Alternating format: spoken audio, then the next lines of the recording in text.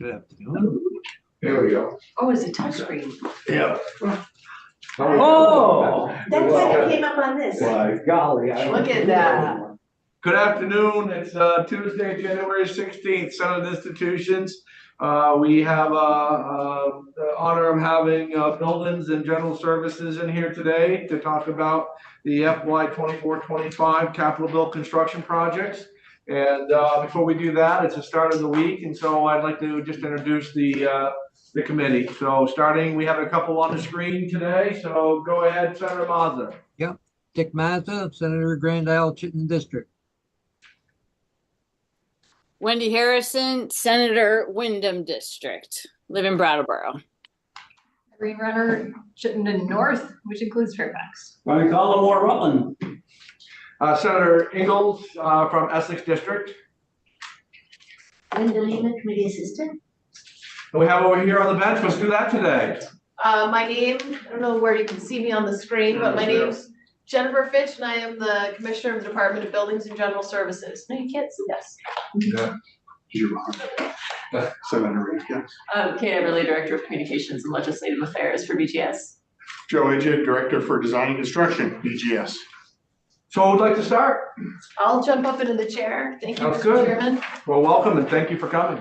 Thank you. And now that you can see me, Jennifer Fitch. So we'll pick up, Mr. Chairman, kind of where we left off. Last time we gave you highlight of some really big projects. Now we're gonna go through line item by line item. Fair enough. So we have a lovely presentation prepared. And for you on the screen, if anybody's got anything, in case we can see you or can't see you, just holler out, please, if you got any questions. So the first slide is, make sure that's the right one. It is according to Joe. So statewide major maintenance is the first one. So next slide, please. So. You're right. Thank you. Next one. There we go. So, as you all know, when we testified last year and previous years, major maintenance is used to address deferred maintenance. We have 240 state-owned buildings across the state for 4 million square feet, and that includes anything from general office space to client service space to correctional facilities, mental health care facilities, police barracks, laboratories, courthouses, you name it. They fall underneath our portfolio, including the State House. And so what we do is each year we ask for an appropriation for major maintenance, and again, that's to address deferred maintenance. Deferred means we should have already dealt with it. That's the definition of deferred. And we were behind. Joe will give a little bit more definition than that, but we were behind in major maintenance because of Tropical Storm Irene and rebuilding the Waterbury State Office Complex. So you would have found a couple of years ago that we still had money probably from 2 to 3 years ago, but we are catching up rapidly. And one of the things we're pretty sure we know, but will come to fruition over time, is that we're not requesting enough major maintenance dollars in accordance with the amount of buildings that we have and the age and degradation of those buildings. As I've testified before, we are implementing something called a workplace integrated management system. And that system is going to take all of the lovely information on our buildings and put it into a giant database. And then we'll use that database to do financial modeling. Part of that will be asking the question, are we spending enough on major maintenance or not? And what is the right dollar to spend? So we have been using, and we'll probably be there this year, though I don't know for sure, we've been using a graph to try to determine roughly how much we should be spending, but now we're actually gonna, that's theoretical, now we're gonna apply it. So hopefully in the next couple of years or so, once that system is up and running and working, we'll be able to come in with a much better dollar estimate on what we actually need for major maintenance. But Joe always goes into what we actually fund with major maintenance. You want to fill in the gaps? Sure, thank you. The gap that we're talking about can be very small to replacing water heaters and smaller boilers, and the likes of that, painting, but also larger projects are replacing and repairing parking lots. Some of our parking lots that were constructed 30, 40 plus years ago, because living in Vermont and the frost issues that we've had, is actually excavating down roughly 4 feet, putting in good clean gravel and or crushed stone with drainage. So our projects now have gone up over times with inflation and everything else. We try and cap it at $750,000. Anything over that is typically, we look to a capital bill line item. In those instances, we've seen in the past that we've come for roofs, replacing a roof. Nowadays, when we replace a roof, we're also looking at the new energy code. And so we may be adding in, an inch or two of insulation or more to bring that up to today's code. So that also increases that cost. Along with that, we also have to look at the structure. A lot of our older buildings were built back in the day when you didn't have much insulation. They didn't worry about, the snow melt off as opposed to keeping the snow on your roof. So we evaluate that also. So it takes in all of that and everything in between, the painting, when we come through and like the touch-up painting that is done here every year, that is either in this building is through David Sheets, as opposed to in other buildings would be fee for space. For replacement of a partial carpet, if it's the whole floor or the whole, in a larger building, the whole floor, all that is done through major maintenance. So it's a variety of projects that we will spend major maintenance funding on. Do you have, you talked about the building, do you rent any buildings to the general public? We sometimes lease out, Mr. Chairman. Yeah. It's rather rare because generally speaking, we occupy all of our space. Yep. But where we do have opportunities to lease out, we do. So there's a couple of good examples of that up at Newport. We have the Emery Hebert building. That's actually a condominium. Yeah. And so we do have other tenants in that building. Asa Bloomer in Rutland has been a very popular building lately. We had federal social security in there for a long time, and they took a nice chunk of that building. They moved out 2.5 years ago. And we've been looking for what else do we want to do to repurpose that space. There's also was and will be a restaurant in the very front of the building. We have a restaurant coming back in there. So yes, there are times that we do that, but I would say that's more rare than common. Yep. Yes. Thank you, Mr. Chair. So, Commissioner, the 8 million that is, well, that's already been appropriated. So it's Right. been roughly around 8 million, right, Joe, for the last few years? Roughly, it's ebbed and flowed over time. Yeah. Is that, and you mentioned that we're not doing enough deferred maintenance. So does that figure represent what it should be, or is that just? That's what we've been asking for. Okay. And part of the reason why we weren't asking for more was because we didn't have enough internal resources to spend the money. So we're not gonna ask for money if we can't spend it. Right. But we also recognize that our buildings are becoming older and we need to address more and more deferred maintenance. And the thing is that the longer you wait, the more expensive it gets. Yeah. And so you really wanna be actually spending your deferred maintenance on a regular schedule.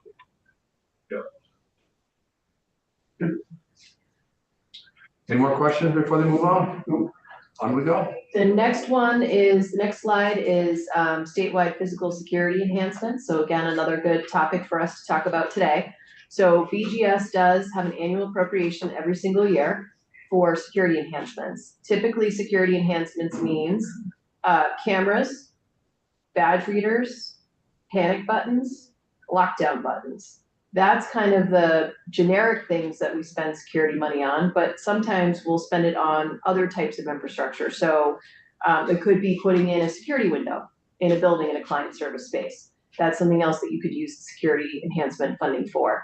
So a few years ago, what we did is we went through every single building and we profiled them by risk. So for example, AHS field offices receive a lot of threats versus BGS. I'm gonna knock on wood, but we're internal services, and to my knowledge, since I've been there since 2017, we've never had a threat. So our threat profile is much lower, which means we get less security, for instance, when it comes to security infrastructure, where AHS's Agency of Human Services is much higher, so they get more physical security infrastructure than BGS would get. So that was the point of going through every single department and their building and profiling them. And then from there, we have a systematic, standardized way of what we install in buildings for security systems. We do tend to look at those over time, and do we need to do more than what we've done in the past? We recently did that with AHS over the summer. We went to all the different field offices, and working with AHS, they'd like to see some additional enhancements over and above what was our standard package a couple of years ago. And again, that's primarily driven by the fact that they are getting more threats. And so the idea is to give them additional physical security infrastructure to offset the number of threats that they're getting. So that's what this line item, again, we've been doing a good job spending our money. We were slowed down a little bit, but we are speeding up. And the only other thing to mention on this particular line item is that we have a computer system that goes with all of our security infrastructure. So for instance, we could change when a building locks and unlocks through the badge reader system, right? By making corrections in the computer program that's associated with them.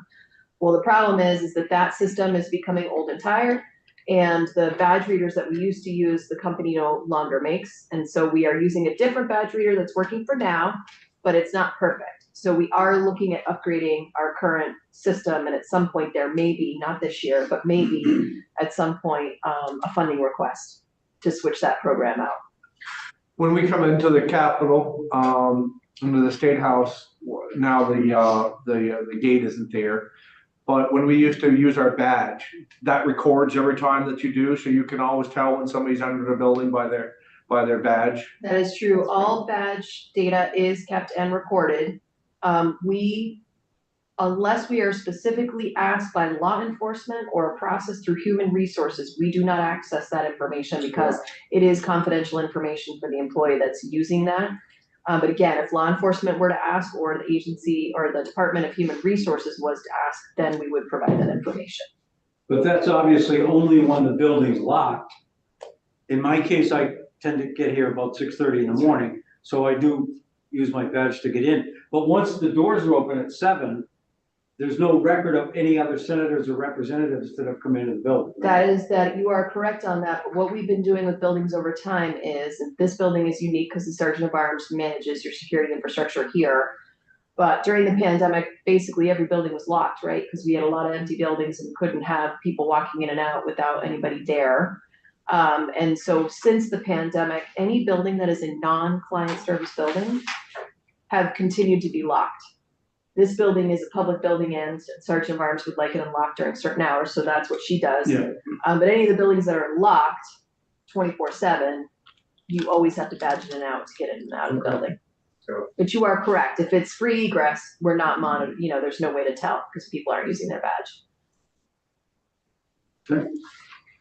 So that is physical security infrastructure. The next one is the Bennington Battle Monument. As you know, we've been studying this building for about 18 to 24 months. It is experiencing degradation, and we have brought in a consultant to try to determine exactly why the degradation is happening, as well as develop us a plan for, at some point, rehabilitating the monument. This funding was to put a fence around the facility while we continue to do that work. And so that allows our consultants access, right, while making sure there's some amount of separation with the public while they're doing that work. So the fence is not up, and Joe can give an update on where the fence is at. The RFP is out for bid. So soon, I'm not exactly sure what day we're doing the bid opening, but it's looking for a fence company to come in to do that fence. And shortly, we will be getting, I got to see the preliminary assessment by the consultants last winter. And I think the next 2 to 4 weeks, I believe, we're gonna listen to the consultant again after they did the next phase of investigation. So the fence is more or less scaffolding? It's kind of preparing the site for what will come. To your point, yes, at some point we'll have scaffolding, and that will be inside the fence. And I should know this, but I don't. 100 feet, how tall is it? I don't know. It's over 300 feet. Oh, 300. All right. Would catch me up there. I don't like heights, so I'm in the same boat as you. We needed somebody to change the light bulb to. Not me, not me. So that's Bennington Battle Monument. The next one is Brattleboro Courthouse roof replacement. So as most things go, right, in your own house, you have to replace your roof every once in a while. Typically speaking, roofs are anywhere from 20 to 40 years, depending on the roof material that was used. And this one has been leaking to some extent ever since I got here in 2017. And so we're finally going in to address it. But with that being said, Joe? We're doing not only the flat roof here that's actually white, but here it looks a little gray to brown. Yeah. And then also the standing seam metal roof, which is on this picture here to the left-hand side. So that's reddish. So all of that will get replaced along with, energy code updates. And we're also doing some major maintenance work in the building also at the same time. But this is really just the cost for the roof. 2.7. So standing seam, is it older standing seam, or it's just? It's going on 20+ years now for that building to be there. And it has seen better days. Yeah, so it's not it's a myth that you never have to replace standing seam. Correct. Yeah. Copper goes a lot longer, Yeah, but later on, we'll talk about the Middlesex roof that's copper and hasn't been there for 100 years, so. Are you finding, question? go ahead. Yeah. Are you finding that, the bidding is gonna be a lot higher this year because of shortage of tradespersons? And, it seems I know in Chittenden County, boy, it's hard to, the project costs are going crazy because of a shortage of help, labor. And I wonder if that's gonna be a major factor this year, because tradespeople aren't just, they're just scarce, and it's hard to find people to do these jobs. Yeah, yes, Senator, that is still an issue that we're seeing is tradespeople are hard to come by. We have projects that we've bid out where nobody bids. And part of that, when we call them up and ask them why, it's like they have more than enough work. They would like to, but the money and time that they have to expend to bid a project at this point in time, they're just letting it go. On some jobs, we get 2 or 3 bidders. On others, we get none, and we have reposted jobs 2 or 3 times to find bidders. Yeah, it's getting to be a factor. I've had a job from insulation and sheetrocking, and nobody wants to even be interested. They don't have enough help. That is correct. Thank you. On you go. All right, so the next one is Middlesex Master Plan Design and Decommissioning. So if we go back a year, the police that occupied the Middlesex Police Barracks have now moved to Berlin. So that little kind of building kind of out in the middle there is vacant because we don't have any police officers in that building. And then our plan was to decommission the modular units that you can see off to the right-hand kind of corner lower down on the image. And so we were going to look at, now that we have some more open space, what is the best way to continue to develop that site?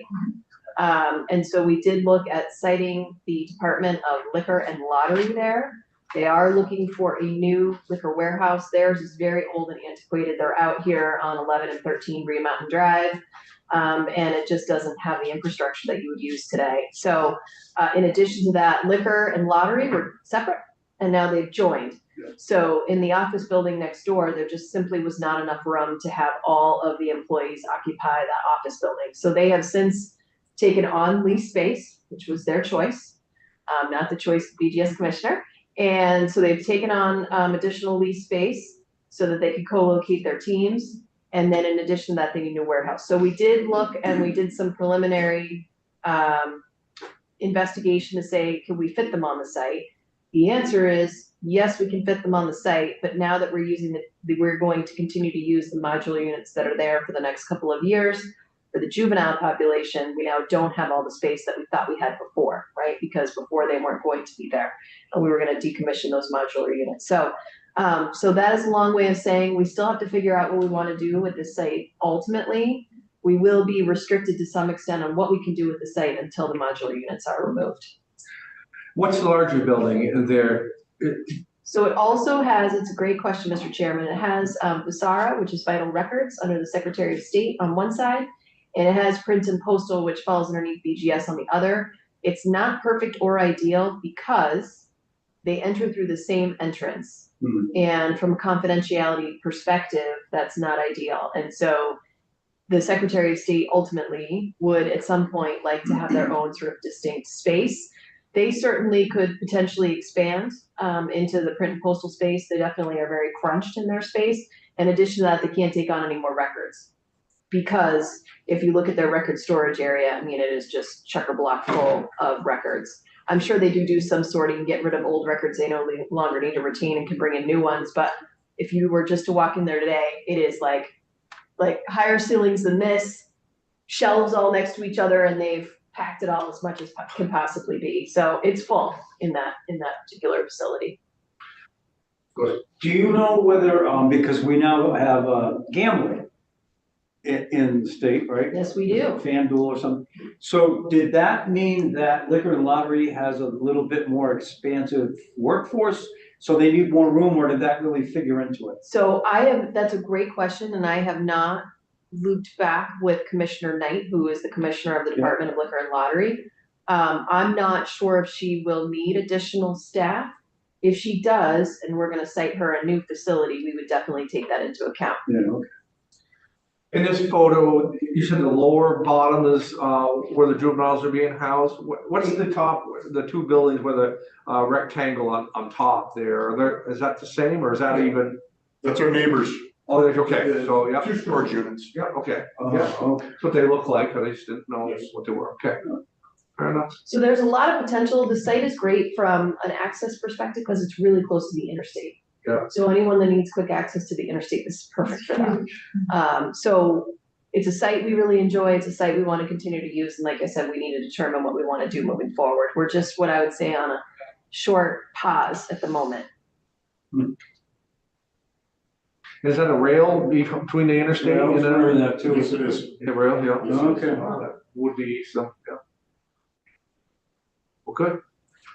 Next, please. So next is the State House replacement of historic interior finishes. This is a David Sheets line item, so our curator. And this is really for replacing all the historic fit and finishes inside the State House. So curtains and carpet, and then I know another project he wants to work on is the chairs in both the chambers, because they're older and they need some love. So that's really what this line item is for. We are trying to provide David with some support to be able to expedite these projects a little faster. He's not a project manager, and so that can make it a little challenging from trying to navigate, contracting in the state of Vermont to hiring contractors to overseeing them, all those kinds of things. So in the last, I think 9 months ago, I allocated one of our project managers to work with him so that he can develop a plan, he can spend that money. So that's what's going on right now.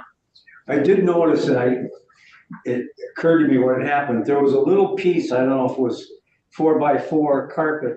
Was it in the Cedar Creek room or somewhere up there?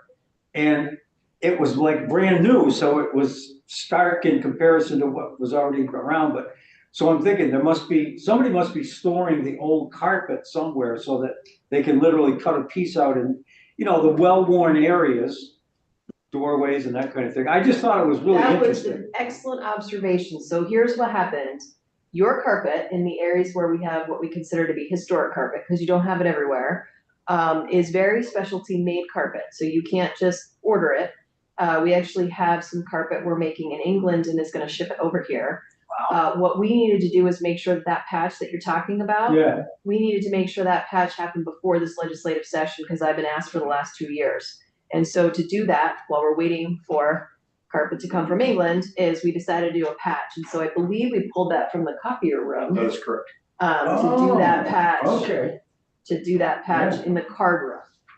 That's where it was. So, but great eyesight that you noticed and picked up on. Oh, yeah. He had actually stumbled and fell on the floor, that's why.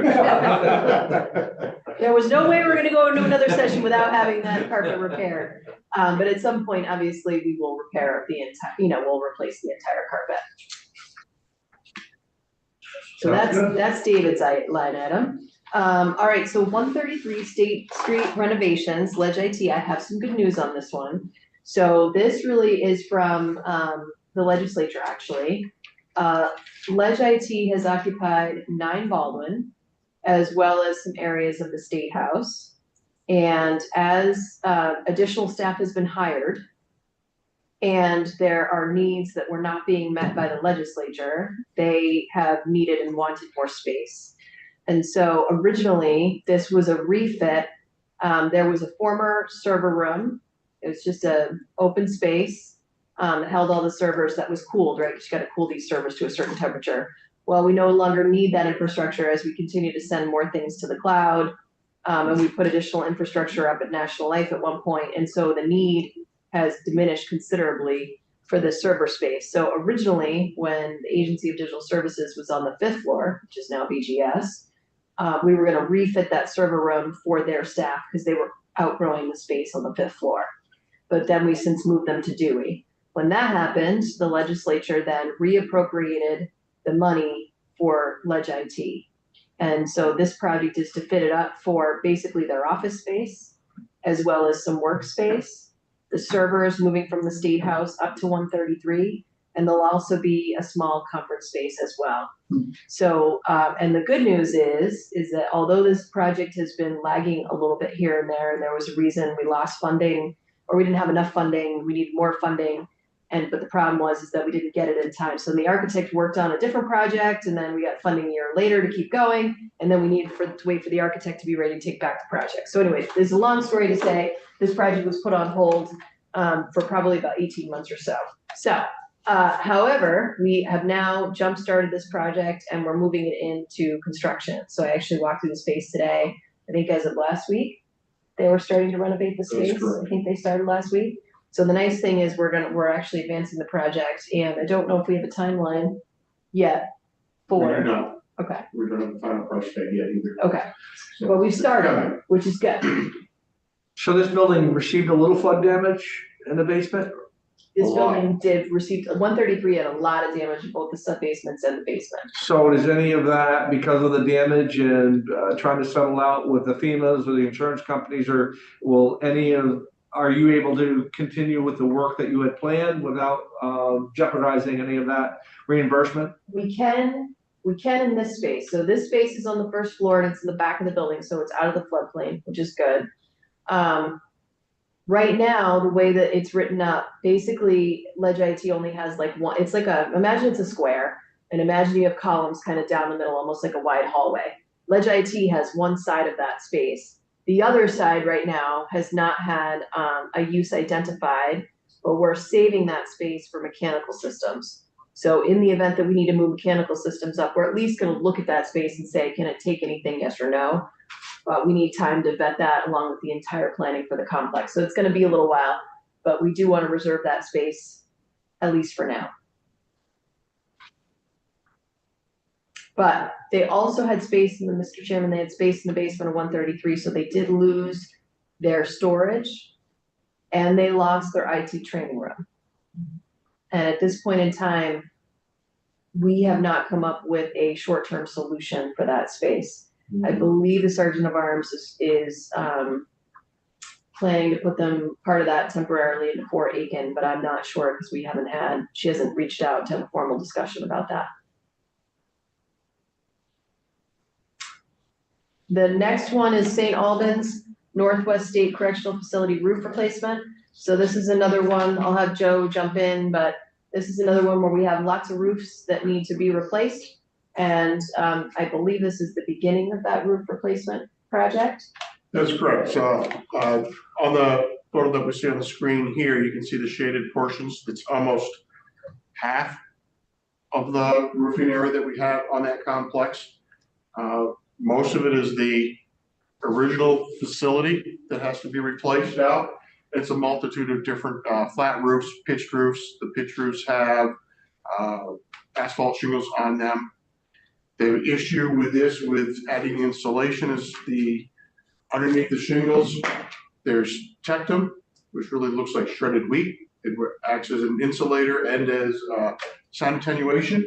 And so because of that, structurally, it's a little bit harder to be adding more insulation onto it, but that is what we're going to be doing in replacing all those roofs up there, hopefully all this summer.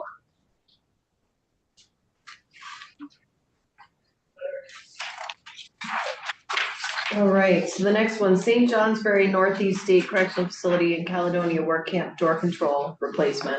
So we have door control systems. They're old and antiquated to the point where sometimes we have a challenge running the door control system, or sometimes doors break and we need replacement parts and pieces and we can't get them. So this is a phase out of the existing door control system statewide for all correctional facilities. We started in Newport and we've been moving around the state. Joe? We initially started in Newport and picked a door control system that also operates with the cameras. So the officer that is sitting inside master control, when somebody rings the buzzer, the intercom, it interacts, it brings up actually the cameras that are pointed to that door, so you can actually see who's standing there. That also works with shutting off water, lights that are inside of the rooms, the cell block. And so we started in Newport. Newport's complete. We've moved down to Springfield. Springfield is also almost complete right now. We should be finishing up the next couple of months. And this is going to be starting the design for both St. Johnsbury, the work camp and the correctional facility, and also Marble Valley. And the reason the design also for Marble Valley is they're almost duplicate facilities. We basically just changed the name on the plans after we built Marble Valley and built St. Johnsbury. So we'll get the design done at the same time. This will be continued construction just for St. Johnsbury. And then we'll seek additional funding to move to Marble Valley for the next biennium. And Newport's done? Newport is done, yes. At the same time that we do the door control, we have the living units that are empty.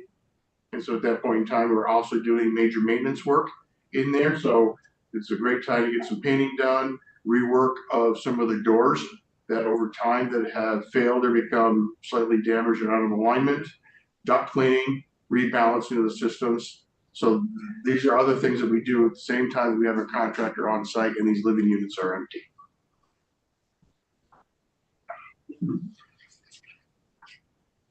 I had the opportunity after the Newport door control system went in to walk around, and the superintendent walked me around personally that day, and was very happy that we were addressing deferred maintenance while we were doing this work, because it's really hard to move the populations around and it's expensive and labor intensive. So had the opportunity to go into a unit that had been renovated, including the showers, and then a unit that not had, because we were in motion on the project, that had not yet been renovated.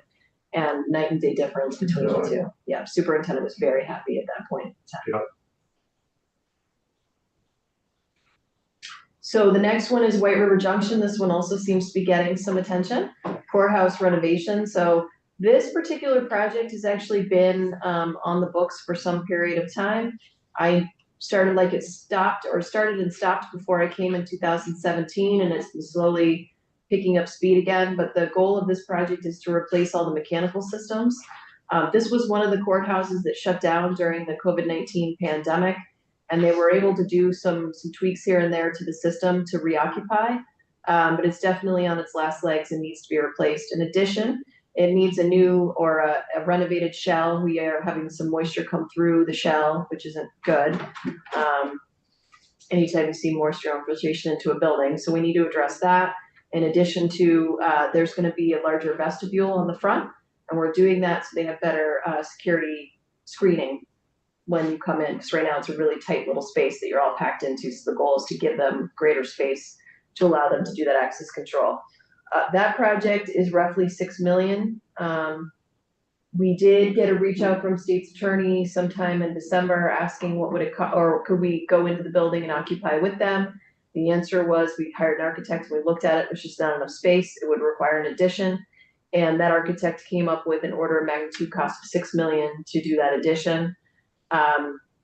If this project grows in scope and scale and size, it is going to slow it down in terms of when we can deliver it. So I know there's gonna be some testimony in the House tomorrow. I assume at some point there'll be some testimony here. And obviously it's the legislature's decision, but it would be good for people to understand what the pros and cons are in terms of impacting the current project. And as you know, I had a kind of out of this room discussion that had a couple senators had brought that up as well. And about the same thing what the state's attorneys had asked about. So I'm sure that they'll probably have some more questions about that as well. And it's interesting only because this project has been on the books for a while. So like I said, it's not anything new, and we never heard any concerns about their lease space. I did go and check that. And as far as we know, there's never been any concerns. We know state's attorneys generally like to be co-located, which is great.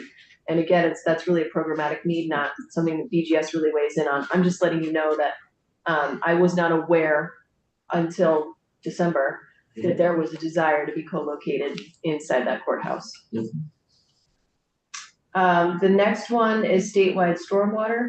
So we lovingly call it the 5-acre rule. So basically, 3-acre rule. So basically, it was 10 acres before, Joe? Yes. So stormwater came into play when there was 10 acres or more, correct, that were impacted through impervious runoff.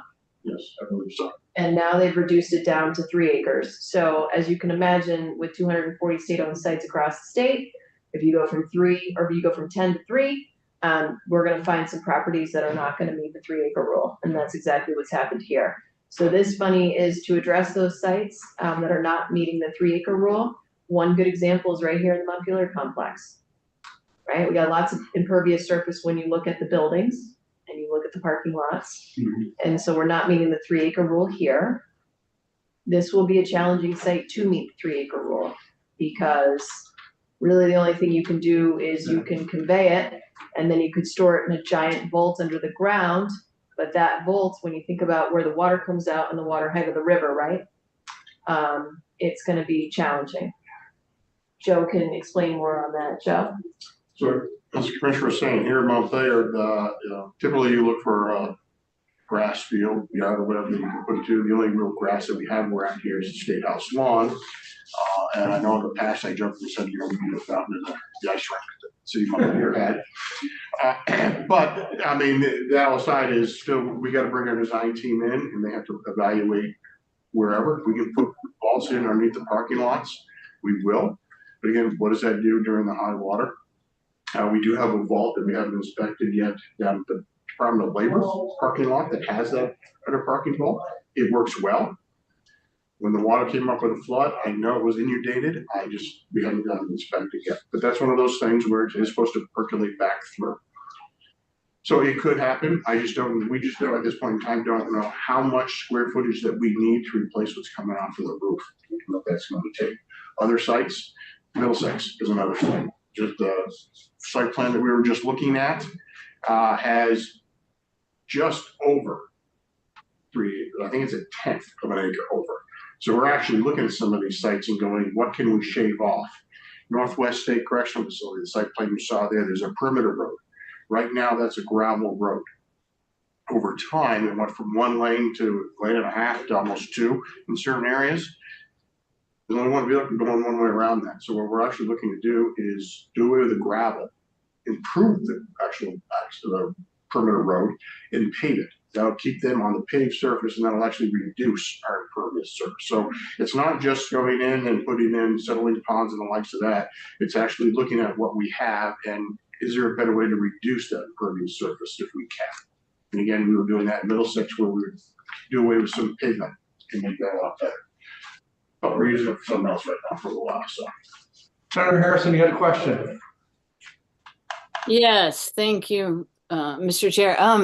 So it's great that you're looking at reducing impervious surfaces. I have a bill on stormwater utilities, so it is important to know the impact on the state of those, and there may be a direct connection, but is the 1.5 million, is that doesn't seem like enough for all of the places, all of the properties of the state, but do you think it is sufficient? No, that is. Okay, that's what I was thinking. So when will you know? Money. Do you know what the total or an estimate or will you know in the next few months? I would have to look back as to what we testified originally. I want to say it's to the 12 to 15 million mark. Okay, to do that all makes of this. that makes more sense. Okay. So this 1.5 is to help us get out, complete our design, and then be able to start 1 or 2 areas of doing stormwater control. But it is not the total package until we have the design complete. Again, in Montpelier, if we cannot find a location, it's really be looking at the buyout if that doesn't work. So that's at all of our sites, we still have to evaluate all of this. Okay, so it'll probably be years before you have all of the numbers, it sounds like, because it's pretty complicated too. It is, but I'm hoping that next year our designs are complete and I'll have a better estimate and an ask in the next biennium. Okay, great. Thank you. I think the frustrating part about the 3-acre rule is it wasn't anything that was brought on by the EPA. It was our own rule. And we added it to the plan, and the EPA said, okay, well, great. There you go. Yeah, well, then you guys need to stick by that. And I'm looking at all the millions and millions and millions of dollars that we're going to have to, not just the state, but everybody within the state. And I think that if the legislature was ever going to have a bipartisan discussion about what we could do to help our own state, is to revisit this idea of a 3-acre rule and to come up with.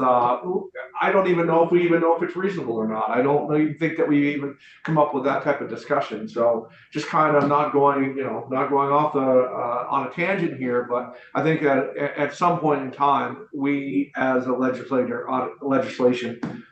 a group, we should look at this and say, okay, is this the right thing that we're doing?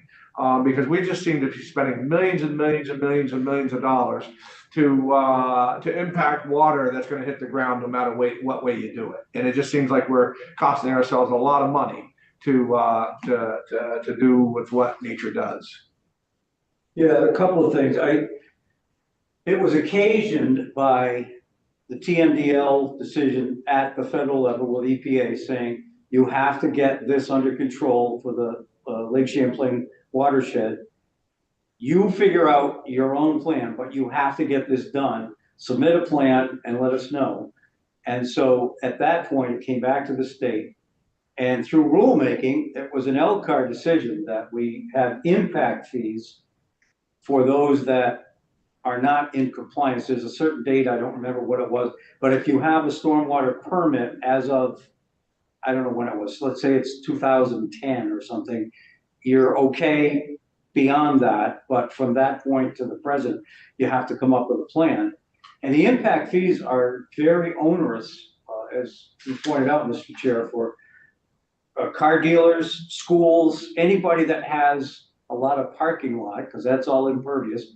The Rutland County Agricultural Society, which operates the Vermont State Fair, estimated it's going to cost them between $800,000 and $1 million to come into compliance. So and it's, by the way, from what I understand, it's 3 acres now, but if it's new development, it drops down to a ½ an acre. If you have a ½ an acre of impervious surface, you have to fall under this permitting request. So it's going to be an issue for many years to come, and there is some money available apparently to help people mitigate the situation. But I'm very sensitive to the fact, what are we going to do with it here in this capital complex? Is really, you can't build a retention pond in the front lawn. So you either, as the commissioner said, you convey it somewhere else and hope for the best, and then you've got the torrential rains coming, and that's going to complicate things. So it's an issue for many years to come. So my local school called me the other day, or one of my local schools called me the other day and said, well, we're looking at $370,000. And behind them is 1,000 acres of farm field. Yeah. So you just say, okay, well, there's the line right here. Here's the property. And behind is 1,000 acres of farm field. And what's the difference of where that water's going? I just think sometimes we gotta just look at the whole picture. And I think that as a committee, we are responsible for a lot of millions of dollars as far as making sure that water stays clean. But I think that this is something that we should really take a hard look at. I know that we can't accomplish that in our committee, but just kind of speaking out loud, again, as a legislative body, to look at these millions of dollars, and who's to say if we spend this money, has it made one bit of difference? And I would say that in a lot of places it probably hasn't, and that millions of dollars could be put better someplace else, I'm sure. Yeah. Yeah, go ahead. I hear from preschools, churches, all kinds of, sort of nonprofit or not very profitable groups who are like, we can't do it. Right. Where are we getting this money? They're just astounded that, all of a sudden on that little pavement or roof area ends up so quickly. I've tried to work with our 3 congressional folks to see whether EPA would extend the deadline to get this in compliance, and that's not going to happen. So then you go to LCAR and say, is there a way we can open up discussions there to talk about the impact fees and how we can redo those? And that doesn't look like it's going to happen either. So I don't know when push comes to shove what we're gonna do exactly, but you and I have taken testimony in Senate Agriculture about this, so we're very aware of it, and, as I said, this isn't gonna go away next week or next year. Yeah, I've had some pretty big discussions with your chair in agriculture, and yeah, we've gone round and round on that. But anyways, sorry. That's okay. So we're aware of we're We know aware of that that. 3 acre rule. We're aware of it very You much. know the 3 acre rule. And, You probably know more about the 3 I acre bet rule. it affects all of Vermont, and I think that sometimes we should be smarter than what we are. With that, the next line item is statewide R22 refrigerant phase out. So, this was the story I believe I told you last year, which was, I was in the McFarland house, which is in Barry, and primarily, again, Agency of Human Services Client Service Building in Barry. And as I was walking out, we do these regional tours, at least once a year. We go to each of the districts and we see buildings and we meet with staff and all of those things. One of the staff members basically raced out behind me and snagged me and said, "Hey, we've got a real problem on our hands, and I just want to make sure that you are aware of it." And that specifically has to do with R22. So we have many units throughout the state of Vermont which rely on R32, which is now illegal. And the only R32 or 22 that you can buy is ones that basically have been recycled. You can't get anything new. And so because we had so many systems on R22, the concern was at some point we won't be able to get enough. And then what are we gonna do? So the employee was being really proactive. We said, thank you for letting us know. And as a result of that, we brought forward a line item proposal to phase out R22 over time. Joe will jump in here, but thanks to some unplanned events, we have been slowly working out R22 and saving what we are, for the infrastructure that we are abandoning, we're saving as much R22 as we can. So, and harvesting it so we have more for when we need it for the other systems. But Joe, you wanna jump in there? Sure. So as the commissioner was saying, throughout the state, we have all these old units. One of our bigger buildings that had this was 108 Cherry Street. A lot of the heat pumps that are inside of that building had R22 refrigerant in there, or has it. And because that's on up for sale, that's one of those that we don't have to go through and spend, and that would take several million to replace the units in that building. So that's gonna end up some bonus that in the long run, we're not gonna be asking for all the funding that we had. We've also had some buildings here in Montpelier, 144 State Street, that had R22 in there. And so if those buildings are gonna be done away with or reworked because they were flooded and had to be replaced, we will capture that R22 so that we'll be able to use it in other buildings as it leaks. And instead of having to replace it right away, we'll be able to now take time to properly engineer things and go through and replace things. But they are all over the state. They're in small units here and there, and there are large units also that we'll be tackling. So because of 108 and whatnot, the money's gonna go a little bit further now than what we first anticipated. Is that something that's used in air conditioners, like the ones that people put in the windows in their bedroom? Yes, yeah, that and refrigerators and everything else, depends on the age. Are you replacing them? I'm sorry, go up, Joe. It's just that they're out there and all depends on the age. When R22 was the big thing out there at the time. And over time they are now 134A now isn't another chemical that they use. I think there's another one also Yeah. that's out there. I'd have to defer to Tay Southworth, my mechanical engineer, on that to actually say where we are. But the biggest problem is you just can't replace it in the existing system to the pressure differential. There's a higher pressure for the newer agent, and so you're replacing basically everything. It's not just replacing the refrigerator. Okay. Yep. So the next one is a line item that the legislature added last year, and that is art and state buildings. So the way art and state buildings used to be done for many years is that it was up to $50,000 per year, and it would be taken out of an existing project. That then created some conflict between the project manager and the art and state buildings program, because as we say every year, we submit an appropriation request to the administration, and then it comes to the legislature, and there's usually haircuts along the way. So that means that when we are doing a project in construction, we often find that like we're right on the line in terms of the amount of money it's gonna be required to build it. So last year, a lot of testimony was taken from the Arts Council who manages this program. And a decision was made to have a separate line item appropriation and to raise it from 50 to 75,000. It was put in as an FY24 request, and then as part of the statute, BGS is actually required to put in the funding request for subsequent years. So we did submit a funding request for $75,000 on behalf of the Arts Council for FY25. And the way the program works is we meet with the Arts Council once a year, and we develop several candidate projects. And then the Arts Council, along with the committee, ultimately selects what the final project or projects will be. And this is a picture of a trout. I'm assuming it's a female trout, and I believe she's giving birth. Yes, the eggs, you can see And the the eggs eggs. are coming yeah. out, and this is at the Roxbury Fish Hatchery, which is an A&R facility, and traditionally speaking, BGS does not do A&R facilities, but this one was very complicated and complex. It's actually one of the most sort of innovative, technologically advanced fish hatcheries, believe it or not. People come up from all over to come and look at this fish hatchery. So, and I've actually been there several times myself, but as part of that project, it was selected for Art and State Buildings program, and this is an example of some art. Very cool. So then we're moving into the cash fund. So cash funds, and I keep telling Madam Chair and HCI that I want to see like a gold necklace or a crown with like a C and an F for cash fund.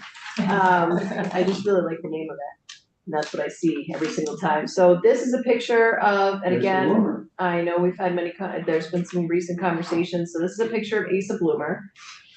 This is our planning, reuse, and contingency line item. Last year, there's the bonded dollars, and then there's the cash fund. And last year, we split this line item up because traditionally, we would use cash for planning. So the idea was to grow the cash fund over time, and initially, you would be using that cash fund to pay for lower dollar items. So planning is a great thing to use the cash fund on. And we have had twice, the treasurer has come and audited us twice. And I have actually not seen their findings for the second audit that we just did this fall. But on the first audit that we did probably 18 to 24 months ago, they came back and they said, just so you know, if you spend money either in planning or design on a project and it never actually gets constructed, in theory, they can claw the money back. That, to my knowledge, has never happened, but it is a risk. So the nice thing about doing planning in the cash fund is that it's not bonded dollars. So if for some reason a project doesn't move forward, we don't have to worry about the clawback from Treasury. So this is a picture of Asa Bloomer. We put this one in here. This is one that we have actually spent quite a bit of time planning and trying to determine what the future function and flow of this building will be. Some challenges in this building is Social Security, as I mentioned, moved out before, leaving a large open space. In addition to that, this is the old client service model where clients go up into your space and meet with you. The new model is we have a separate area where you meet with your clients, not in your office. And so, for example, this would be great to move client services down to the first floor. So if you have an office on the second or third floor, let's say, and you have a client, you actually go down and meet them, you meet with them on the first floor, the client leaves, and then you go back up into your office space. So that's something else we've been looking at. And as we all know, everybody's sort of been changing that hybrid work model. So taking that into account, again, what does the future of the Asa Bloomer building look like? It is a state-owned building that we're committed to. I know there were some concerns raised last year. We're very committed to the building. So now it's finalizing what the future plan of the building will be, who the occupants will be. Do we want to make substantial changes to the building to bring client services down to the first floor? Because it is going to cost some money to do that. But we have been spending quite a bit of time on planning in this particular building. The next one is Burlington 32 Cherry, another lovely parking garage. This one is in much better shape than 108 Cherry, but like I said before, you want to kind of catch it before it becomes too deteriorated or costs a lot more money to fix. And so we're catching this one earlier in the process. Joe? We're looking to, we have a contract for design in place. And we're looking to have this out to bid, hopefully late summer, early fall. It, as the commissioner said, this was caught a lot earlier than 108 Cherry Street. The work in this building will not be as much, although there's a courthouse attached to this building, parking garage, so this will be a little bit harder when we're working in there. But again, when we've gone out to 108, it was also difficult finding contractors who wanted to work off hours. So that'll be a challenge for this one also. Does this, nothing is, as we know, deferred maintenance is something that just goes forever for the rest of your life, as long as you own buildings. Does this make this building whole again for some period of time, as far as what we're? When we went out to bid for design, we're looking for roughly a 20-year fix. So during that time, I'm sure there'll be, like here you can see a piece of rebar coming through or something like that. It may happen elsewhere, but by and large, we're hoping not to have to touch it for another 20 years. There will be maintenance. There was a report done with 108 Cherry Street several years ago that part of it was the lack of major maintenance on that, or sorry, regular maintenance on the parking garage. And roughly for 108, that was spending $250,000 a year to clean that and do proper maintenance on it on a daily, monthly basis. So we'll have to be implementing that into 32 Cherry when we do that work. Once we're done, they'll have to go through and maintain. I thought we were talking one time about getting rid of that parking garage and working with the city of the next lot over to have something, but we're going to keep it, I guess, and rehab it. That's So 108, Senator Mazza, 108 Cherry was the other building where we needed to do substantial work. That parking garage is 3.5 floors instead of 1.5. okay. It's far more deteriorated. So for that one, we requested and was subsequently supported by the administration and the legislature to sell it. It's currently on the market now, and proposals are due soon, in the next week or two.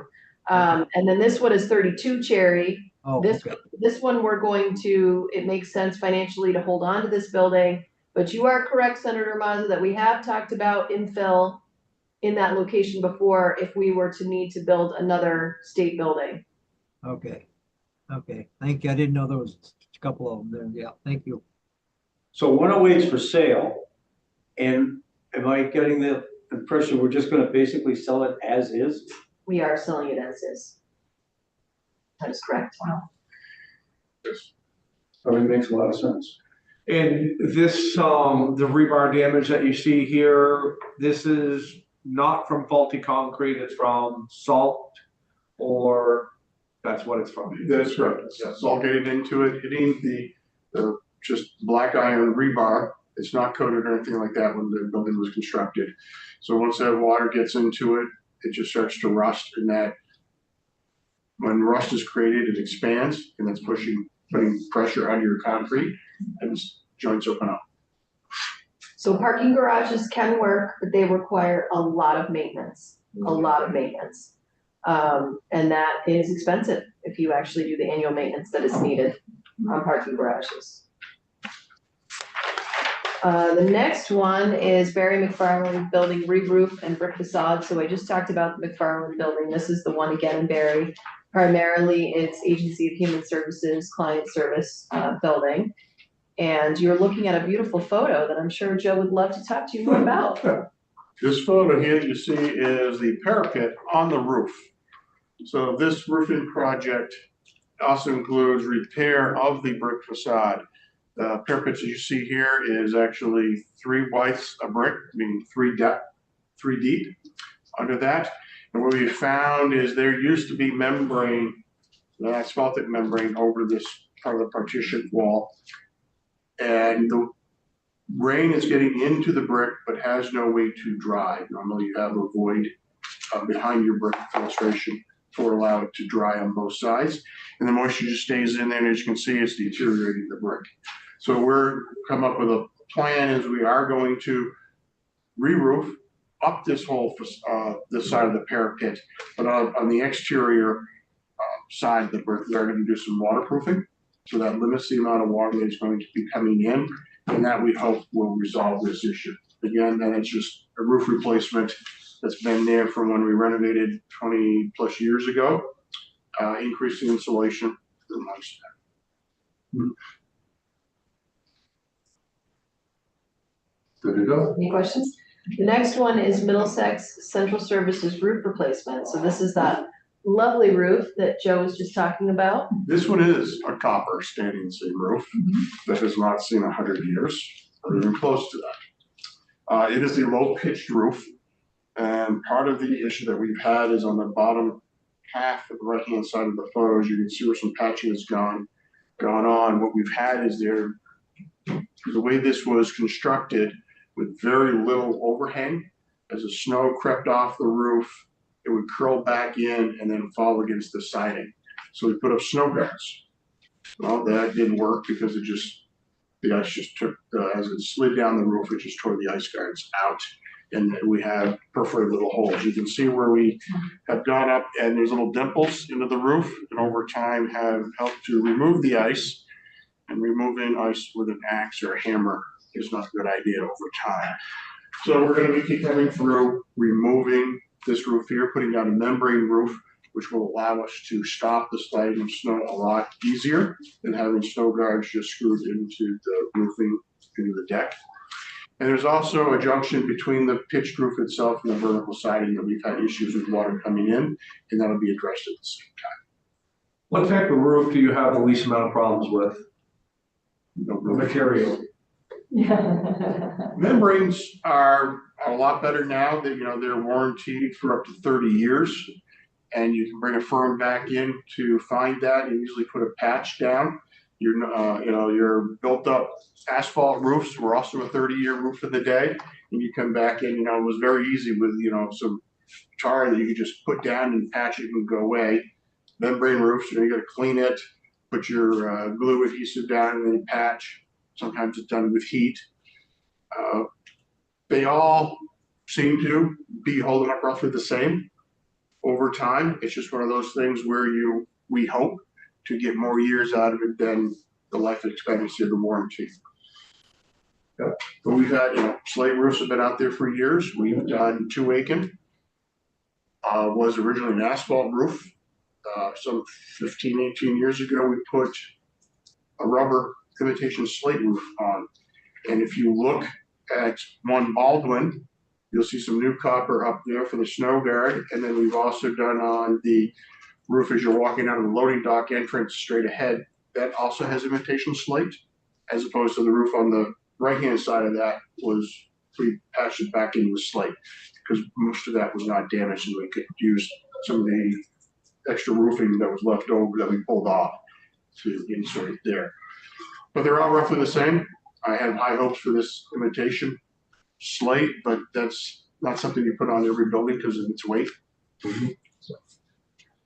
So oftentimes I'll see in a homeowner situation, the leading edge of the roof, and they'll put these sort of electric, I don't know what you call them. Elements. Yeah, and so that piece, the 5 or 6 foot piece of the roof, has a tendency to not collect the snow, the ice. But I often wonder what happens when it all falls to the foundation. Does that create additional issues there? Or? Well, as you can remember, last year you walked in the loading dock entrance here in the State House, Yeah. and the year before there was staging. Yeah. It was very similar to what we had up top, where we were believing some of that ice that had built up was getting through and it had both the heat tape on there to melt it, and also snow guards and ice guards. We believe it was able to melt and work its way between both of them and slide off and fall. So it's not a perfect fix. Plus, it's on that electric heat tape, and it's on, almost all winter long. So it's a waste of energy in that. If you can capture I never believed in flat roofs when I first started out 40 years ago. Now I think flat roofs are the best way to go. They're internally pitched, you internally drain, because it doesn't matter where the entrance is, because the snow's not sliding off. You don't have to worry about, people walking in under it or building gables. It's flat and nicely holds the roof. And when I went to school for engineering, they were against flat roofs That's right. because Right. it adds load to the. Yeah, I was just kind of thinking of that as we were going and talking and all this maintenance and all these issues and just saying, you know, I mean, all the different changes that they've had, all the different thoughts that they've had. Well, we're not doing that no more. And then, it's got to be mind-boggling. Well, the other thing is there's some maintenance involved, right? You have to maintain your roof drains because if you don't, Right. then the water doesn't have anywhere to go and then that becomes problematic. And we've dealt with that before in PGS. Next. That's where Joe and I like to arm wrestle a little bit, but he's been around longer than I have, so he usually wins. Montpelier, 120 State Street. So this is the DMV building across the way. It provides client services as well as DMV central offices. And then also in that building is the Agency of Digital Services as well as the Department of Human Resources. This is also a project that's been on the books for a very long time. And this is to replace the steam lines in the building. And what's happening is that we have evidence to suggest that the steam lines are leaking. If we let it go too long and it deteriorates too much, what will happen is that it'll just blow and all of a sudden we'll have an emergency replacement project. So we don't want that. So we have started a project to look at replacing the steam lines, and I'll let Joe jump in here in a minute. It is in planning. This one is primarily MEP. So this is really a systems upgrade. In order to do that project, we are going to have to swing out 2 floors at a time because we have to get into the plenum space. And so that's going to be big because then we're going to need swing space for people. And where are we going to swing them to? So it's a even though it's an infrastructure project, it's going to be one that's fairly labor intensive. And while we're doing that, then it makes sense to replace carpets and repaint. And if they want to do some amount of reconfiguration, not a lot, but a little bit, that would be incorporated into the project as well. Joe? So as the commissioner mentioned, it's been in the works for a long time. We have had actually started, it was back in 2012, 2011, we was looking at an addition to put on this building. And with the heat plant coming on and a change of who was going to be using the building, the addition never came. But we have since then slowly been picking away at this building through an electrical upgrade, some plumbing upgrades throughout the building. And we also put a new exterior entrance in along with stair towers. On this photo here on the left-hand side, you see the glass tower. It was originally, they were open, second means of egress coming out of there. So the wind and snow and everything else blow through. Now it's all enclosed. And so that was the last part of the phase of really getting down to what we have to do now is go in and tackle the steam. The steam goes through up the exterior walls, comes into the floor slab, works its way back to the wall and up to the radiators. So if we do have a steam leak, it's going to be going in there and jackhammering either through the plaster wall or the concrete slab to make those repairs. And it's not an easy repair to make. So plus we also have 2.5 floors that DMV has air conditioned on their own. And then the rest of the building, we have window units that are put in place every summer and taken out every fall. It's very labor intensive for our staff. Our maintenance staff to go in there, we have to store them, and it's inefficient. So this is going to provide fresh air to meet the standards, plus heating and air conditioning to take over this whole building. And as the commissioner was saying, we gotta move people out because right now it'll be the ductwork that goes overhead, the suspended ceiling overhead. All that'll come out and get out replaced. The electrical in that space alone, in the floor areas, was done probably 30 years ago. The main service also needs to be upgraded at this time. It's gotten older. So it will be an expensive project moving forward. But it's also a building that we are planning on keeping in our portfolio for the foreseeable future. So it makes sense to continue to invest in that building. The next one is Newport Northern State Correctional Facility boiler replacement. Not even try to touch this one. Oh, come on. Right now, it has 2 chunk wood boilers, and this is the backside of the boiler that you see here. Is where the incarcerated individuals actually take roughly 30-inch long, 3-foot long chunks of wood and put them, stoke the fire throughout the winter. Part of the problems over time is finding a correctional officer to be watching those individuals that they're in there, and or even finding incarcerated individuals to keep the fire stoked. Our backup for this is 100% 2 oil-fired boilers, and it also has 2 oil-fired water heaters. So in the summertime, we're running basically just on 2 oil-fired water heaters.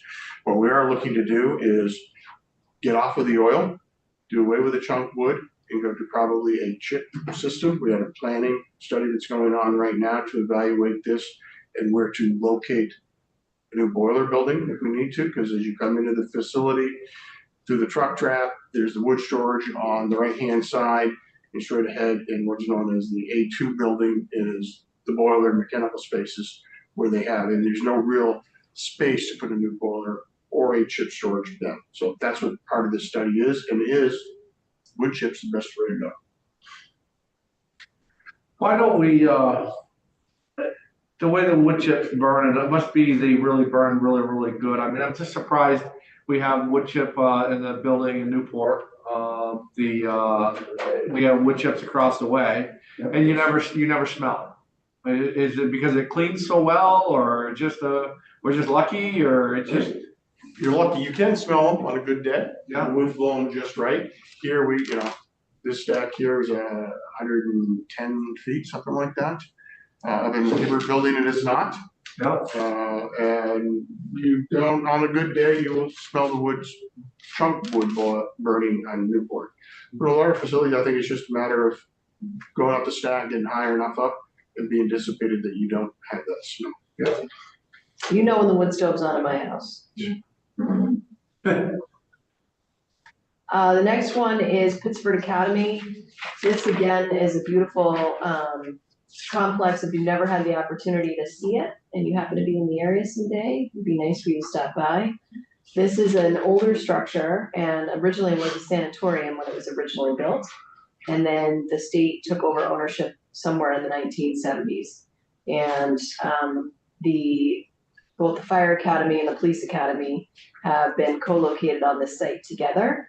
So we have invested into this building over time. The most recent investment was the East Cottage, where when I first came to BGS, it was down to the studs. And since that time, money was appropriated to renovate it, and now it serves a number of beds. I can't remember how many, maybe up to, I want to say up to possibly 20 beds, something around that number. In that ballpark. And the idea is rather than staying over in a hotel, when you're taking your train, you stay here instead.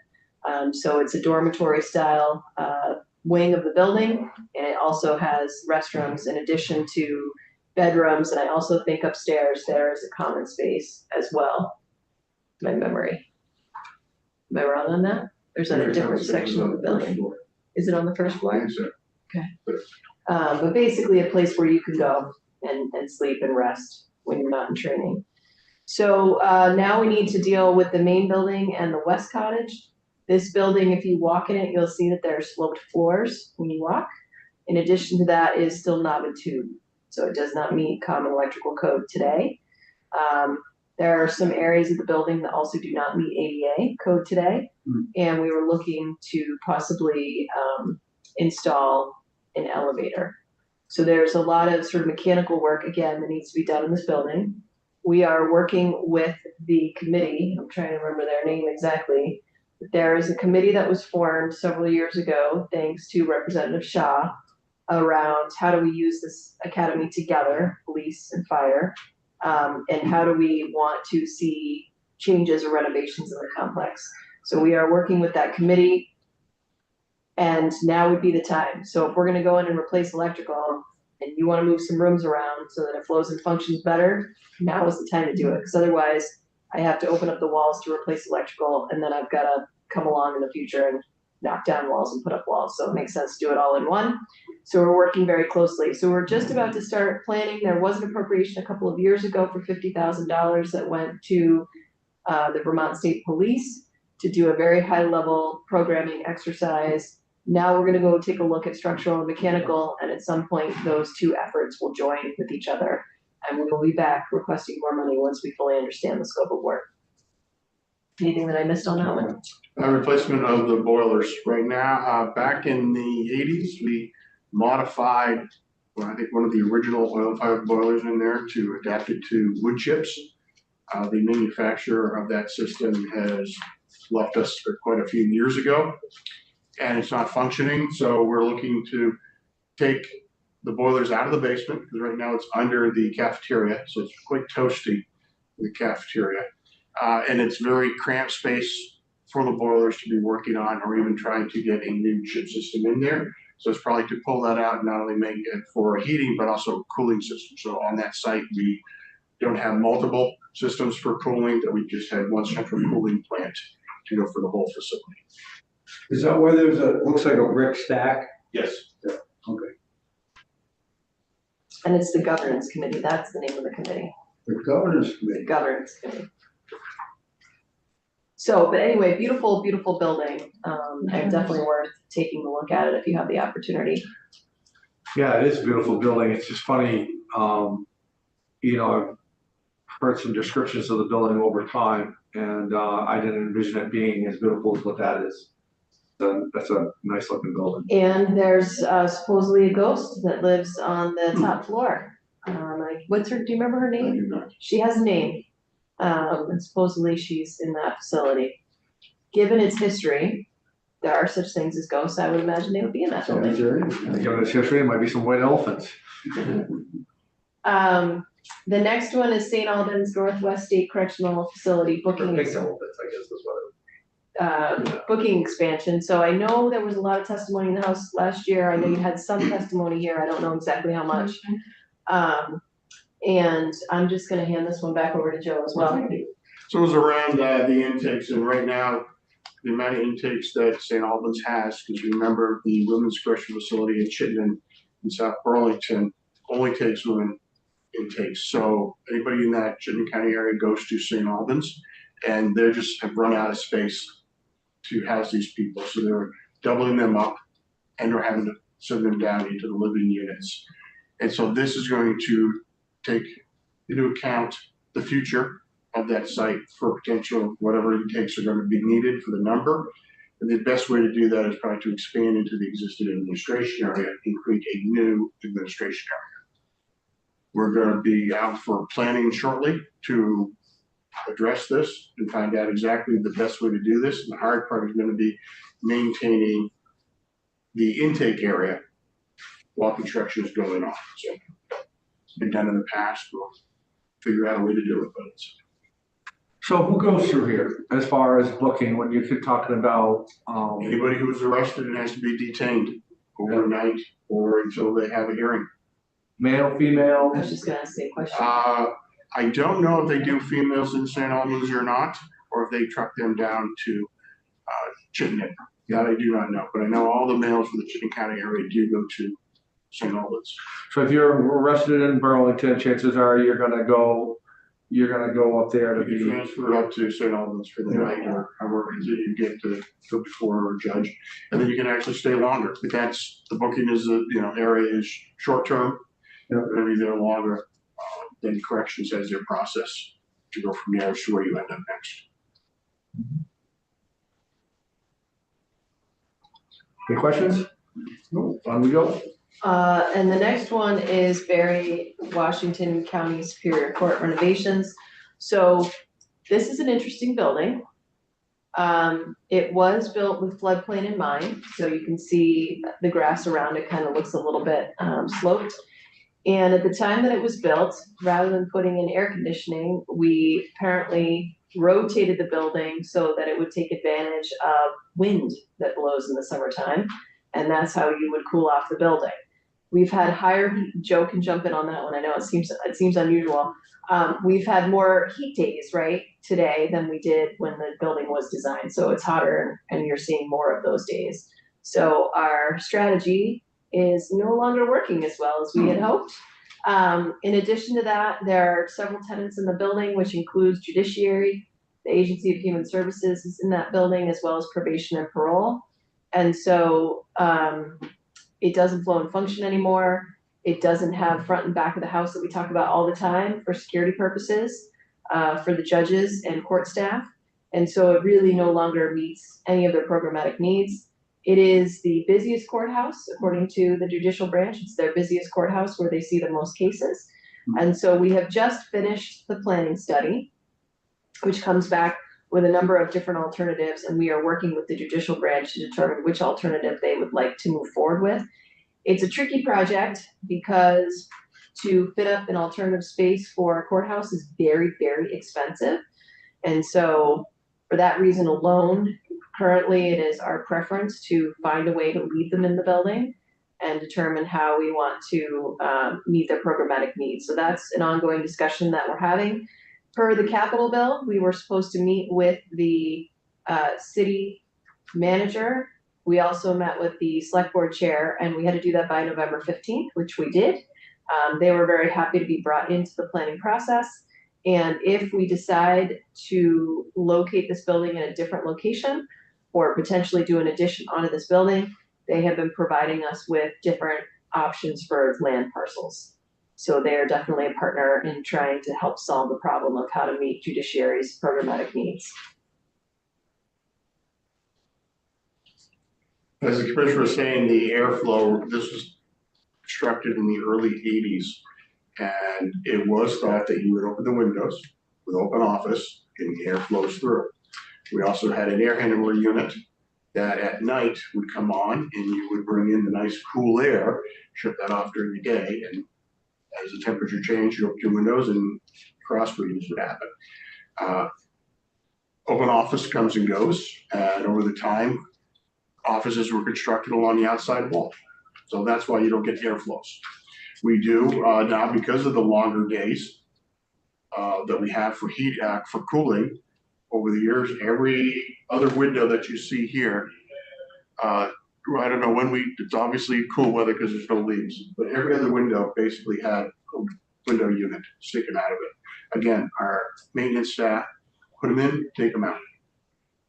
Very labor intensive. It is, and so we're evaluating, the whole air conditioning process of that. Again, it was built in the 80s. All the windows and doors also have to be replaced because they've seen their end of life, and probably add insulation to the exterior walls. So all of that comes into play. Are those stairways that sort of thing that bulges out a little bit? Yes, it is. Okay.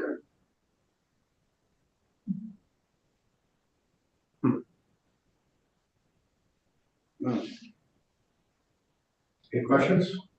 Well, it's too bad it didn't work. And now. It worked for a number of years. Yeah. And now we're moving beyond where the house is. So, because we have not finished testimony on this section of the bill. So the next one is special teams, facilities, and storage. If we go back to the Williston Police Barracks, we were supposed to build them 2 storage units. And unfortunately, due to cost increases and what we had available for funding, we had to cut one of those storage facilities out, which means that we have the current, or I guess what was the former, Williston Police Barracks, and we're holding on to that building for now because we don't have anywhere else to store their equipment. In addition to that, there is a team called the USAR Hazmat Team. They have been storing some of their equipment in a Colchester garage that is owned by V-Trans. V-Trans would like that space back for their own needs. However, without another place to put store their vehicles, they're sort of squatting and they have nowhere to go. So it's sort of mounting that we need a larger storage facility to house whatever was left over in the former Williston Police Barracks, plus USAR Hazmat, and house them all in one storage I facility. heard there might be a storage building in Colchester. We might have to move out a few Corvettes. I'm not sure. Company Oh, I didn't know you were Mazda. listening Oh, to wait. Sarah Mazda. I didn't know. It has radium floor? Radiant heat and they're- everything. They're Thank you re- so much for solving the problem. Yes. they're repossessed, most of them. I can't pay them, so they repossess them. I will tell you from a real estate perspective, we already have approval from the legislature to sell the former Yeah. Williston Police Barracks, and we get phone calls almost daily. I bet you do. There's a lot Oh, of. yeah, Right by I the bet interstate, you do. yeah. Talk about a great location. But to your point as well, Commissioner, you're not losing any money by holding on to it. I don't, obviously you have needs for that, but yeah, I don't think you have to worry about it going backwards. I appreciate that. So anyway, that's what this line item is for, is to start the planning process on what does a larger storage facility look like programmatically for them. And then the next one is the Rutland Field Station Public Safety. I really don't know much about this one at all, so I'm just gonna toggle over to Joe. This is yet another one in the long series of replacing public field stations for public safety. It started out in Derby, then went to Royalton, St. Albans, New Haven, Westminster, Berlin, Williston. Now we have Rutland, and then I think last is down Shaftesbury and St. Johnsbury would be next. So right now they're in, it's a old steel building that they're in. It doesn't meet all of their needs. Several years ago, time frame, right after we started construction, I think with Westminster, we purchased land in Clarendon. And it was deemed by public safety that Williston was in dire needs of a new facility because their building was taking on possums and a few other things. So that Williston went ahead. This one was put on the shelf, and right now we still own the property, and now we're gonna start that design process back up. Is this one in the floodplain right here, this building right here? It did flood before, I remember that. The road to it has flooded. The site itself has not. Okay. So it's not in the floodplain itself. It is very close. I don't know how high above that 100-year flood it is. But it is very close. So I know that when that road has flooded, they have not been able to get in and out. Access, yeah. Is the Clarendon properties right at the intersection of Route 103 and 7, I think. That is correct. Which would be a good location. Any questions? No. On we go. All right, so the next one is the Vermont Agricultural Environmental Lab. So this particular project, so Tropical Storm Irene, everything starts with flood. So Tropical Storm Irene came along, obviously flooded many locations, including the Waterbury State Office Complex. And all of a sudden we needed to find another home for laboratory testing. And that led us to Randolph. It's actually on the VTC, the Vermont Technical College campus. And at the time, it was envisioned to have a partnership of this laboratory and the school so that students could come over and get on-the-job training with state employees working in the laboratory. That has not become realized for some reason. I have no idea. That happened long before I came along, so I'm not sure. Maybe they no longer have those programs in that college, I'm not sure. But the lab was built, and it was done, I want to say around 2019-ish. Yeah, right before you came? Well, I came Did in the 17 groundbreaking? and I was there for the groundbreaking. That's why I think it was like 18, 19 when it was finished. When the original lab was envisioned, it was going to have its own heat plant. But like many things, we ran out of money and the heat plant was eliminated with the idea that we could share the heat plant that is used for the BTC campus. However, programmatically, it does not work well because the only reason they need to run that heat plant during the summer is specifically for the lab. They don't need it for anything else, and it's oversized for the lab. So it's way too big, which means it's very costly, right? And we don't get the full efficiency out of it. In addition to that, because they don't need it for 24/7, 365 days a year, they don't have the kind of staff that is available. So when the heat plant goes down, they're not necessarily available to, I mean, they do respond as quickly as they can. They just don't have 24/7 access to folks to maintain it. And that has created a lot of problems at the lab where all of a sudden the heat plant shuts down. And then unfortunately, that means they can't run their labs and it's very disruptive to them.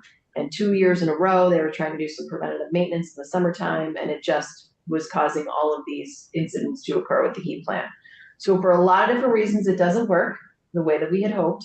And so last year, the Agency of Agriculture, with the support of BGS, put in a budget request to have its own independent heat plant. And that's what this is for. Obviously, it would be sized appropriately, right, for the heat plant itself. And so it would be far more efficient than what we have today.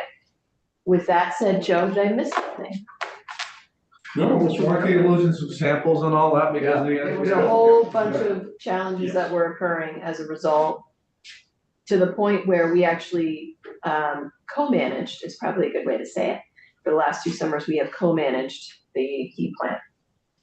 Senate Ag took a tour, probably 2 years ago, 3 years ago. It's a great lab, because I mean, it's state-of-the-art lab. And if we could fix this problem, it'll be great. So, but you're right, they were, I don't know if it was because of autoclaving, it was something that they weren't getting enough out of the current system. And meanwhile, people in some of the other buildings are sweating crazy, you know, because it just wasn't working. We tried to make it work, but unfortunately we Yeah. found it just wasn't the right solution for that lab. And the last one, and then he made it through everything, which is amazing, is statewide electrical vehicle charging stations. So BGS was one of the first departments to do workplace charging. Makes sense, right? Because we have all the buildings and we have parking lots. And so we have been installing them around the state, but you know, it's been a trickle because we haven't had direct appropriations. We did have one from the governor a few years ago for $500,000, where we bought a few fully electric vehicles, and then with the rest of the money, we continue to install EV chargers. But we also understand that we really want to jumpstart the adoption of EVs, and so that means that we need more electrical vehicle charging stations. So last year we put forward a budget request specifically for installing more electrical vehicle charging stations, and it was subsequently supported by the administration as well as the legislature.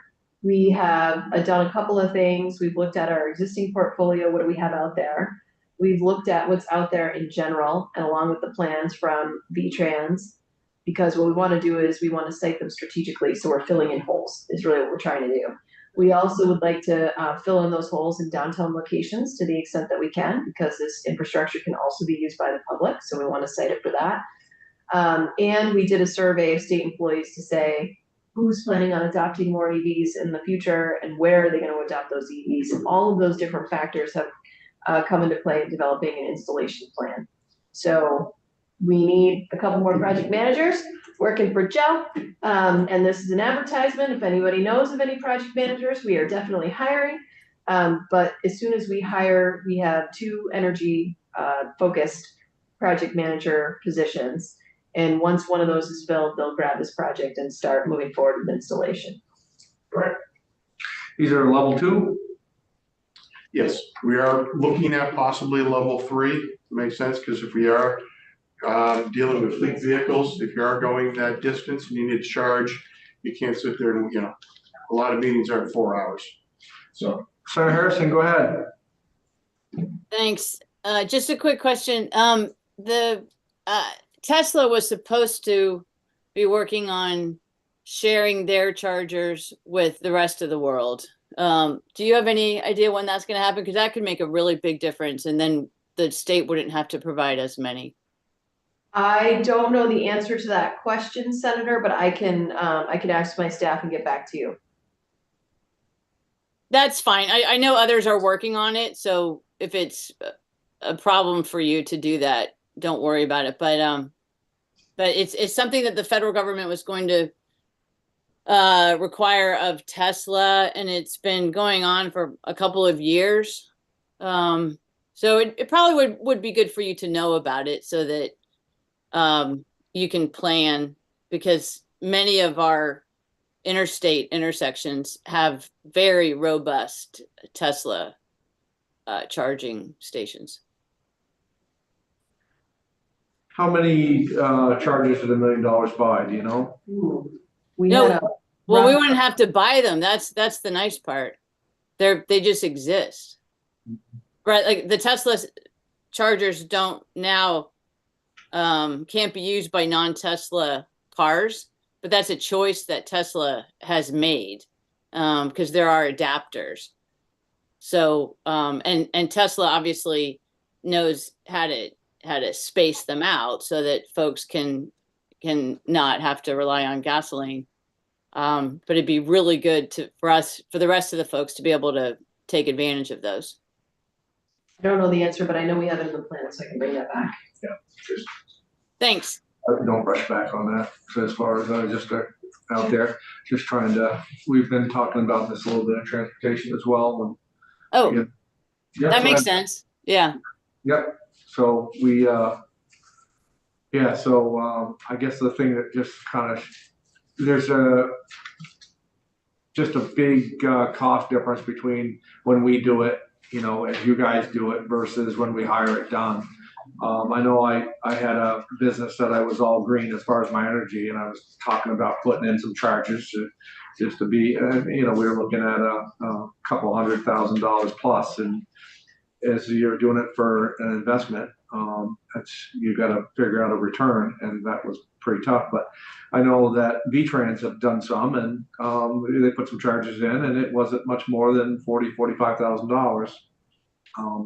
But I don't, again, just curious about you know, what we were able to do it internally versus what some of these other companies are charging the state. I think that's in the ballpark from my memory. I mean, there's certain things that come into play, right? Like how long do I have to run my electrical conduit to get to wherever my hub is? Do I have sufficient electrical supply to begin with, or do I have to upgrade it?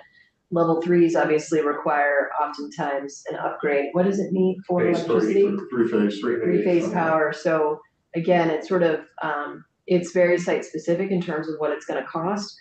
I can tell you that we are going to start rolling it into our design standards that we have, you know, anytime we build a new building or we do a big renovation, we will provide as part of that project at least a couple of chargers, right? The idea is you're coming to work and you're sitting there all day in theory, Right. working. So it's a great time to charge your vehicle during the day. And a lot of times, you know, you get your peaks in the morning and your peaks in the afternoon as people are headed to work or, you know, going home. And then they're at their house, so they're turning on their AC or heating. So the nice thing is you can charge during the day or you can charge at night, kind of the off-peak time, which is better for everybody. So it's a great program. We needed somebody to allow us to continue to move forward. And that's what we're going to do with the money that's been allotted. You have a great mix of projects out there. Just a testament to what your guys' ability is. None of them are the same, it seems. I mean, roofs or heating systems or whatever, but they're all different challenges. So pretty impressive, actually. We're doing the best job we can, and there are some projects that are not as far along as we would have liked them to have been. I meet with Joe on a monthly basis and we go through the list. But that's due to the flood event. So we've kept all the really high priority projects moving. Anything that was FY23 moving. There are a few projects in FY24 that have been assigned, but we haven't executed contracts yet. We're gonna have Senator Mazza talk to the flood gods, so you don't have to worry. So we don't have, no more floods, Mazza, no more floods. So we're gonna do that. Senator Mazza, could you have that conversation? I'll never get flooded here because the lake is about 50 feet below me right here, so I'm all set. You're good. You thought about that. Yeah, I think it's the hot air that comes out of there that just kind of evaporates it. No, the hot air comes out of here. Well, we want to thank you for coming in. Very great presentation. Appreciate it very much, and Thank you. appreciate the level of details that you are able to provide, and I appreciate you guys very much. Well, and we appreciate the support that we get from this committee as well, right? If it wasn't for you supporting us, then we wouldn't be able to advance any projects. Yeah. Cool. All right. Committee on the screens, any questions? No, good. Okay, well, I think we're gonna call it a day. We had said we would be done at 3, and look at that. Perfect. Good 59. Good job.